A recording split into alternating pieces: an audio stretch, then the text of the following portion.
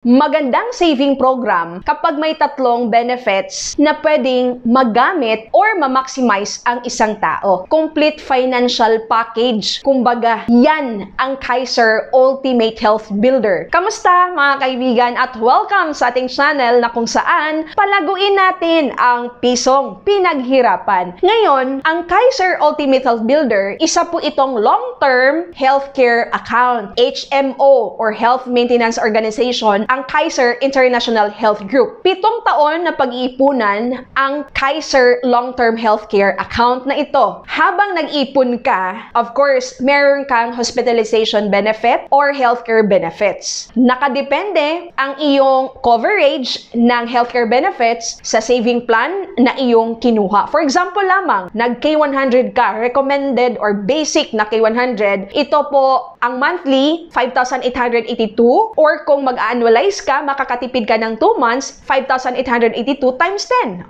Ngayon, ang coverage niyan or ang hospitalization niyan during sa first 7 years ay 60,000. So, per year po yan. Now, kung hindi mo magamit yung hospitalization benefits na yan, ang kagandahan, mako-convert into savings kasi magiging bonus or cash na pwede mong ma-receive, makuha upon maturity which is on the 20th year. So, 7 years mo siya pag-iipunan and then 13 years, mag-grow yung iyong healthcare account kasi magsisimulang mag-earn ng interest on the 8th year. On the 8th year, wala ka nang huhulugan dyan, hindi ka na maglalagay ng pera dyan, pero ang iyong healthcare account magsimula na mag-gain ng income o meron ka ng investment income. Yung investment or interest income na yon, mag-a-add-on siya doon sa iyong healthcare benefits. Kaya nga, on the 8th year onwards, nag-a-accumulate or lumalaki, nagbi-build up yung healthcare benefits mo. Kaya kapag during this time, ditong ospital ang isang tao, mas malaki na yung magiging healthcare benefits niya.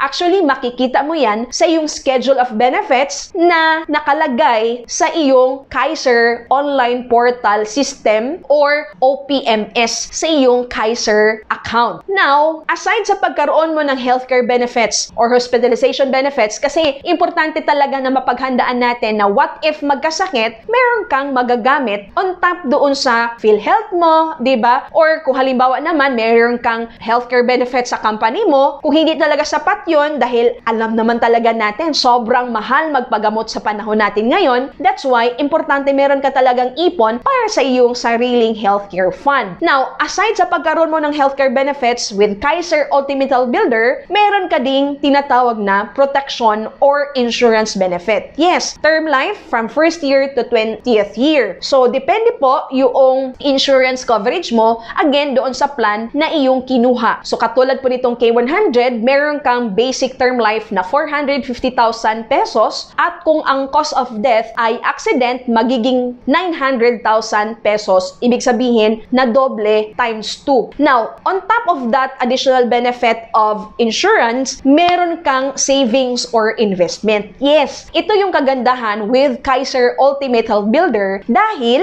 hindi lang siya basta-basta healthcare. Kasi there are people, ay hindi ako kukuha ng healthcare kasi baka hindi ko magamit, sayang naman, di ba? Tapon lang yung pera sa healthcare na yan. Well, hindi mo na yun aalalahanin. Kasi kung hindi mo naman nagamit, dahil nga siguro nasa bansa ka na ngayon, di ba? Na kung saan meron kayong free healthcare dyan, di ba? May mga countries talaga na nandyan yung mga Pinoy, di ba? Naninirahan or nagtatrabaho, covered sila ng healthcare ng government ng bansa na yan, hindi mo dapat i-neglect pa rin ang pagkaroon ng Kaiser. Yes, ang Kaiser po, ang utilization dapat dito sa Pilipinas kasi ang Kaiser International Health Group ay isang Philippine-based company. By the way, magto 21 years na po ang Kaiser this year. And ang Kaiser International Health Group, ang healthcare provider ng Supreme Court and other government agencies, di ba? Now, kung iniisip talaga ng isang tao na gastos ang pagkuha ng healthcare, hindi mo maiisip yan with Kaiser Ultimate Health Builder. Why? Kasi ipon na walang tapon. Kung hindi magagamit dahil hindi nagkasakit or meron kang healthcare benefit sa company mo or meron kang free na healthcare sa bansa kung nasaan ka ngayon, then mako-convert siya into savings or investment. Katulad nitong illustration natin, hindi nagamit ang hospitalization. So ito yung magiging value ng iyong healthcare fund na withdrawable upon maturity. O di ba? Magkano yung total na binayad mo? And then dahil mag-earn ng interest yan on the 8th year onwards, nag-gain ka, kumita ka. Anong assurance na nandyan pa rin yung Kaiser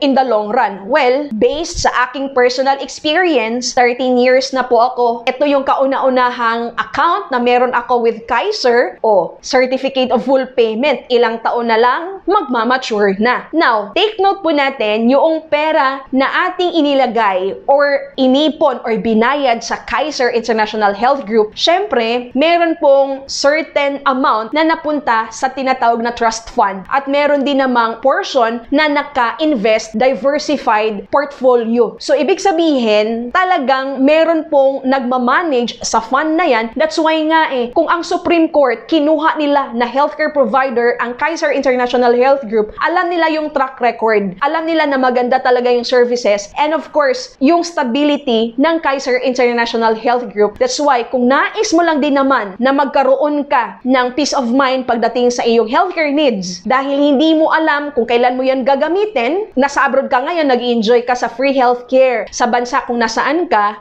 pag nagbakasyon ka dito sa Pilipinas, doon mo kakailanganin ng healthcare, anong gagamitin mo? At wag na wag mong i-delay ang pagkaroon ng healthcare fund dahil meron pong age limit ang Kaiser Ultimate Health Builder. Yes, hanggang 60 years old lang ang pwedeng mag-apply ng Kaiser Ultimate Health Builder. Kaya kung nais mo magkaroon ng ipon na walang tapon, savings na talaga namang ma-maximize mo ang 3 benefits at syempre ang account na kung saan ma-covered yung mga what-ifs ng buhay. What if magkasakit, meron kang healthcare? What if maagang mawala, meron kang insurance? Maaari matanggap yan ng iyong pamilya, ng iyong beneficiary? What if naman mahaba yung buhay mo, you live too long, then meron kang magiging additional fund na pwede mong magamit for your retirement. Yan ang Kaiser Ultimate Health Builder. Ito yung mga sample plans na pwede mong pagpilian. Kaya kung nais mo na magkaroon nito, abay, just let me know so that I can guide you.